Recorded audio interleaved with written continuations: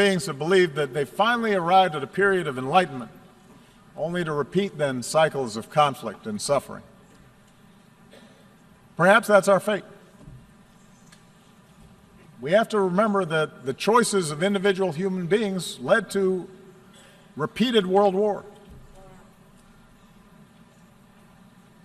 But we also have to remember that the choices of individual human beings created a United Nations so that a war like that would never happen again. Each of us, as leaders, each nation, can choose to reject those who appeal to our worst impulses and embrace those who appeal to our best. For we have shown that we can choose a better history. Sitting in a prison cell, a young Martin Luther King Jr. wrote that human progress never rolls on the wheels of inevitability. It comes through the tireless efforts of men willing to be co-workers with God. And during the course of these 8 years, as I've traveled to many of your nations, I have seen that spirit in our young people, who are more educated and more tolerant and more inclusive and more diverse and more creative than our generation, who are more empathetic and compassionate towards their fellow human beings than previous generations. And yes, some of that comes with the idealism of youth, but it also comes with young people's access to information about other peoples and places. An understanding unique in human history, that their future is bound with the fates of other human beings on the other side of the world. I think of the thousands of healthcare workers from around the world who volunteered to fight Ebola. I remember the young entrepreneurs I met who are now starting new businesses in Cuba. The parliamentarians who used to be, just a few years ago, political prisoners in Myanmar.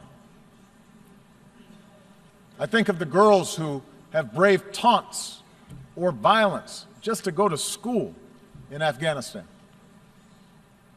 And the university students who started programs online to reject the extremism of organizations like ISIL. I draw strength from the young Americans, entrepreneurs, activists, soldiers, new citizens who are remaking our nation once again. My own family is made up of the flesh and blood and traditions and cultures and faiths from a lot of different parts of the world.